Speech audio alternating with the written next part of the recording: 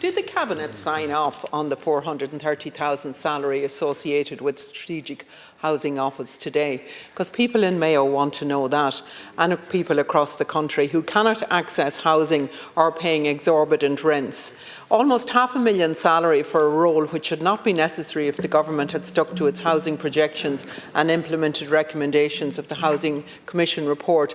Earlier this month I wrote to Mayo County Council seeking information about a number of social housing acquisitions in 2024, but in Mayo there's been a cut of 63% to funding for new applications for social housing acquisitions. This is a real impact on people's lives, and there are 13 tenant in situ acquisitions paused at the end of 2024. I'm working with a woman at the moment whose landlord is selling the house, and she has lived in it for the past 7 years. This mother is living with a brain condition and her 9-year-old daughter, and they are both facing homelessness. But because of the restrictions in Mayo County Council, they can no longer purchase their home under the tenant in situ scheme. In her own words, she said, Taoiseach, we have nowhere to go, and the best the County Council can offer them is emergency accommodation. I'm asking you to reverse the cuts, and I'm asking you to reverse the severe restrictions to the tenant in situ scheme. Please, can you do that, Taoiseach? That this government and the outgoing government built more social houses than it built since the 1970s in the last 4 years. That's a fact. Up to 48,000 social houses built. Right? Nothing compares with that in the previous 15 or 20 years. And look, you just keep on shouting, Deputy. You keep coming forward with facile, superficial analysis of the housing crisis. You set yourself up as a housing expert. You're nothing of the sort. Okay, you're not.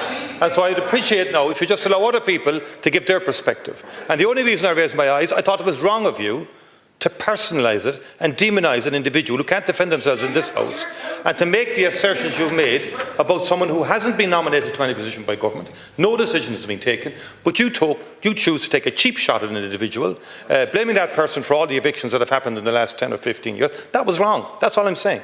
And I don't think that's good enough either. And we're all entitled to have different perspectives on the housing problem, but let's not demonise individuals for the sake of a cheap political score.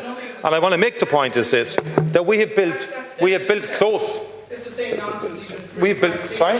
Deputy, you've had your question. Continue. You've set yourself up. You've set yourself up. Also an academic in the news. And you're entitled to be. Nothing of the sort of housing expert. I didn't say you.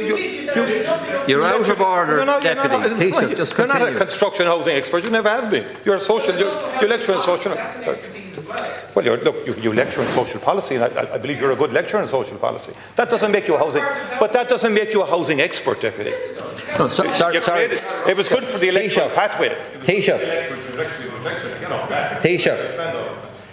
I'd ask you to please observe the rules of the House and allow the Taoiseach to answer the questions that he has been asked. You've had your opportunity.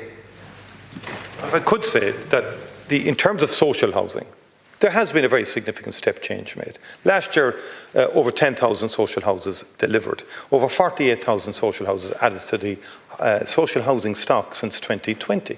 Now we need to do more, and we need to build more social houses. And the tenants in situ scheme only came in 2023. And all the deputies have correctly raised that. There was no tenant in situ scheme before 2023. None. And substantial progress was made in respect of it. Over about 1,000 of those in 2023. About 1,800 social homes were acquired in 2023. And 1,000 of those were for properties where tenants received a notice of termination. Again in 2024, over 1,000 were received in respect of a notice of termination that we bought under tenant in situ. And 325 million has been applied this year to local authorities. Now, there was an issue in terms of how there's a sense in an examination of the application of tenant in situ across the country that it wasn't all being used for those for whom it was designed, i.e. people in immediate need or potential people going into homelessness because of the ending of or termination of a tenancy.